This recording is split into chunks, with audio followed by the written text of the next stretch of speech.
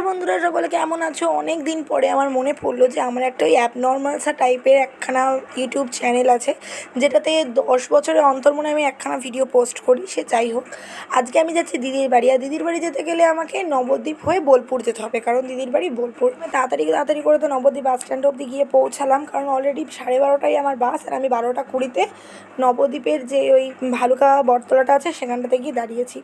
তো এসে টেসে দেখলাম তো বাস এদিকে চলে এসছে। বাসের সঙ্গে আবার আমাদের পুচকেটাও এসেছে, ওর মা বাবা কেউ আসেনি, ও কিন্তু ওর ঠাম্মির সাথে চলে এসছে। এই বাসটা একদম নবদ্বীপ বাস স্ট্যান্ড থেকে একদম বোলপুর অবধি যায়। আর বাসে ওঠার পরে অনেকক্ষণই বাসটা দাঁড়িয়েছিল, আর জানলা দিয়ে আমাদের পুচকুটা দেখে যে ওই দূরে একটা পার্ক দাঁড়িয়ে আছে, মানে পার্ক দাঁড়িয়ে আছে আবার কি। সে তো যাই হোক তাড়াতাড়ি করে সেখানে যাবে, সেই পার্কে সে চলবে। কিন্তু পার্কে গিয়ে আমরা দেখছি কোনো মানে ওখানে তো কোনো দোলনাই নেই। স্লিপ আছে, ওই ঘোড়ার মতন ওইগুলো আছে, এই যে প্যাক টাইপের কিছু, আর হচ্ছে স্লিপ। সে স্লিপে না চড়ে সে আমাকে বলছে স্লিপ থেকে আমাকে ছেড়ে দে আর আমি ওখান থেকে লাফ মারবো।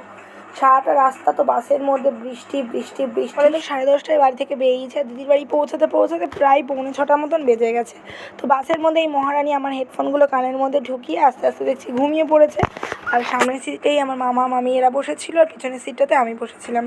প্রচণ্ড ওয়েদারটা খারাপ ছিল, একদম বৃষ্টি বৃষ্টি। তবে হ্যাঁ, একদিক থেকে ভালো ছিল যে এতখানি লং জার্নিটা আমাদের ঠান্ডায় কেটে গেছে। আর বাসের মধ্যে আমি আর আমাদের পুচকুরে একটু বদমাইশি করছিলাম, বেশ ভালোই লাগছিল।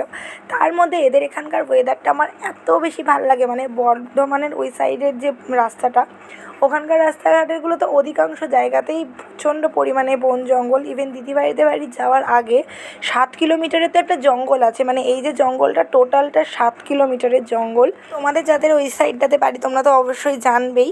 তো আমার এই মিনি ব্লগটা কেমন লাগলো তোমরা অবশ্যই আমাকে কমেন্ট করে জানাবে। ভালো লাগলে পেজটা অবশ্যই সাবস্ক্রাইব করে রাখবে, লাইক কমেন্ট শেয়ার করতে ভুলবে না। দেখা হবে আবার কোনো একটা নতুন ভিডিওতে, ততক্ষণের জন্য বাই।